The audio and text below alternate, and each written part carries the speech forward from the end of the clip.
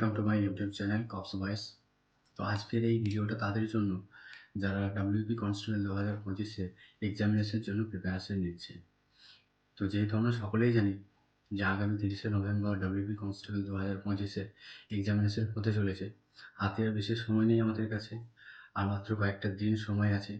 সফলতা তারাই পায় বন্ধুরা যারা সঠিক প্ল্যান করে, যাদের time management, mock test strategy, এছাড়া পরীক্ষার এই যে কটা দিন তারা কীভাবে রিভিশন করবে, সেই সমস্ত জিনিসগুলো যদি তোমরা ফলো করো তাহলে কিন্তু সফলতা পাবে। তো এক্সাম প্যাটার্ন বা সিলেবাস সম্পর্কে প্রথমেই বলি, যেহেতু তোমরা সকলেই জানো যে আমাদের এই এক্সাম টোটাল 85 মার্কসের হবে। আর এই 85 মার্কসের মধ্যে আমাদের হাতে সময় থাকবে 1 ঘন্টা। তো 1 ঘন্টা সময়ের মধ্যে আমাদেরকে 4টে পার্টের আনসার করতে হবে। 4টে পার্ট কী কী? জেনারেল নলেজ, কারেন্ট অ্যাফেয়ার্স, যেখানে আমাদের 25 নম্বর থাকবে, ম্যাথমেটিক্সের উপরে 25 নম্বর থাকবে, এছাড়া জেনারেল ইন্টেলিজেন্স বা রিজনিং, সেগুলো 25 নম্বর, আর হচ্ছে ইংলিশের উপরে 10 নম্বর। এই 4টে পার্টে আমাদেরকে টোটাল যদি 85টা প্রশ্নের উত্তর করতে হয়, সেক্ষেত্রে কিন্তু আমরা হাতে মাত্র 60 মিনিট সময় পাচ্ছি। তো এই 60 যে মিনিট, আমরা কিন্তু প্রত্যেকটা প্রশ্নের জন্য 1 মিনিট করে সময় পাচ্ছি। মক টেস্ট স্ট্র্যাটেজি, এই পরীক্ষার জন্য মক টেস্ট সবথেকে বেশি শক্তিশালী। কারণ তুমি প্রত্যেক দিন সকালে এবং সন্ধ্যাবেলায় দুটো করে মক টেস্ট প্র্যাকটিস করো, এবং অবশ্যই সেটা যেন 60 মিনিটের মধ্যে হয়। এই প্রকল্প তোমাকে রাখতে হবে, এই একটা মনের মধ্যে দৃঢ়তা তোমাকে আনতে হবে যে আমি 60 মিনিটের মধ্যেই মক টেস্ট দেবো, এবং 60 মিনিটের মধ্যেই 85টা প্রশ্নের অভ্যাস তৈরি করবো। তো প্রশ্ন অ্যাটেম্প্ট কীভাবে করবো? 85টা প্রশ্ন তো আমরা পেয়ে গেলাম, এভাবে এরপর আমরা কীভাবে অ্যাটেম্প্ট করব? তো প্রথমেই বলে রাখি, যেগুলো সহজ প্রশ্ন, দেখলেই তোমার উত্তর করতে পারবে, এই ধরনের প্রশ্নগুলো তোমরা ফার্স্ট অ্যাটেম্প্ট করো। এরপরে মাঝারি প্রশ্ন, যেগুলো একটুখানি ভাবতে হবে, সেই প্রশ্নগুলো তোমরা চেষ্টা করো অ্যাটেম্প্ট করার। সব থেকে লাস্টে রাখো কঠিন প্রশ্ন, যে যদি সময় থাকে তাহলে সেই কঠিন প্রশ্নগুলো তুমি একটু সময় নিয়ে ভেবে চিন্তে সেগুলোর উত্তর করতে পারবে। টাইম ম্যানেজমেন্টটা সব থেকে হচ্ছে বড় গুরুত্বপূর্ণ বিষয়। এই 60 মিনিটের মধ্যে তুমি 85টা প্রশ্নের উত্তর কীভাবে করো? তো তোমরা এইভাবে সময়টা ভাগ করে নিতে পারো। মনে করো আমাকে জিকে 25টা প্রশ্নের উত্তর দিতে হবে, তার জন্য আমি 10 মিনিট সময় রাখবো। 10 মিনিটের বেশি না, 10 মিনিটের মধ্যে জিকের সমস্ত কিছু প্রশ্নের উত্তর 25টাকে করে ফেলতে হবে। এবার হচ্ছে রিজনিংয়ের জন্য, রিজনিংটা যেহেতু আমাকে একটুখানি ভাবতে হয়, তাই রিজনিংয়ের জন্য অবশ্যই 15 মিনিটের বেশি না। তাহলে এদিকে 10 মিনিট আর 15 মিনিট, টোটাল হলো 25 মিনিট।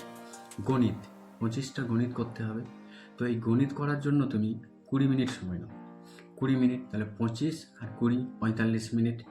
এই 45 মিনিটে তোমাকে লাস্ট যে ইংলিশের 10টা প্রশ্ন এখনও বাকি আছে। তো এই 10টা প্রশ্ন ইংলিশে করার জন্য মাত্র 5 মিনিট সময় রাখো। তাহলে তোমার 50 মিনিটের মধ্যে কিন্তু 85টা প্রশ্নের উত্তর তুমি অ্যাটেম্প্ট করতে পারছো। এরপরে হাতে রইল তোমার 10 মিনিট সময়। এই 10 মিনিটের মধ্যে তুমি ওএমআর চেক করো বা রিভিশন করো, যে তোমার কোন জায়গাটা কোশ্চেনটা তুমি মিস করে গেছো। এইগুলোকে তুমি চেক করতে পারবে হাতে 10 মিনিট সময় নিয়ে। তো 10 মিনিট, শেষ 10 মিনিট কিন্তু অত্যন্ত গুরুত্বপূর্ণ। এই গুরুত্বপূর্ণ সময়টাকে তোমরা অবশ্যই এভাবে কাজে লাগাবে। হাতে মাত্র আর বেশ কয়েকটা দিন সময় আছে। তো এই সময় বেশি কিছু না পড়াই ভালো, মানে নতুন কিছু পড়ার কোনো প্রয়োজন নেই। তোমাদের যেগুলো নতুন পুরনো পড়ে রেখেছো সেইগুলোকে তোমরা বারবার ধরে রিভিশন করো। আর যেগুলো তোমার ভুল হচ্ছে, মক টেস্ট দেওয়ার পরে যেগুলো দেখতে পাচ্ছ তোমার ভুল হচ্ছে, সেগুলো লিখে রাখো। লিখে সেগুলোকে সংশোধন করো। প্রত্যেকটা ভুল কিন্তু তোমাকে অনেকটা সফলতা এনে দেবে। তো এক্সাম ডে যে 30শে নভেম্বর, সেই এক্সাম ডেতে তোমরা অবশ্যই কিন্তু পরীক্ষা কেন্দ্রে সঠিক সময়ের কিছুটা আগে পৌঁছে যাবে। 2 ঘন্টা হাতে রেখে পৌঁছে যাবে, এক্সাম সেন্টারে ঢুকে যাবে।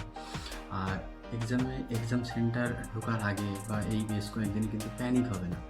অনেকে অনেক কিছু রিমার্স ছড়াবে, সেই সমস্ত কোনো কিছুতেই তোমরা কিন্তু কর্ণপাত করবে না। সোশ্যাল মিডিয়া থেকে একটুখানি এদেরকে ডিস্ট্যান্স মেনটেন করে রাখবে। আর অবশ্যই এক্সাম সেন্টারে তোমাদের যে ওএমআর শিট আছে, ওএমআর শিটটা কিন্তু শান্তভাবে ধীর স্থিরভাবে কিন্তু ফিল আপ করবে, কারণ ওএমআর শিটটা সঠিকভাবে ফিল আপ করাটা হচ্ছে সবথেকে বেশি গুরুত্বপূর্ণ। এই ওএমআর শিট ভুল ফিল আপ করার জন্য অনেকের পরীক্ষা কিন্তু ক্যান্সেলও হয়ে যায়। তো ওএমআর শিট যখন ফিল আপ করবে, অবশ্যই তোমরা চেষ্টা করবে সেটাকে নির্ভুল করার এবং শান্তভাবে করার। আর অবশ্যই একটা জিনিস মনে রাখবে, যেগুলো সহজ প্রশ্ন, যেগুলো তুমি দেখলেই উত্তর করতে পারবে, সেই ধরনের প্রশ্নগুলো কিন্তু তোমরা আগে উত্তর করবে। আর শান্ত থাকুন এবং সঠিকভাবে উত্তর দেওয়ার চেষ্টা করুন। তো এটাই ছিল আজকের ডাব্লিউপি কনস্টেবল পরীক্ষা 2025-এর প্রস্তুতির জন্য একটা ছোট্ট গাইড। যদি তোমাদের ভিডিওটা ভালো লেগে থাকে তাহলে অবশ্যই লাইক, শেয়ার এবং আমার এই কপস বাই চ্যানেলটিকে সাবস্ক্রাইব করবে।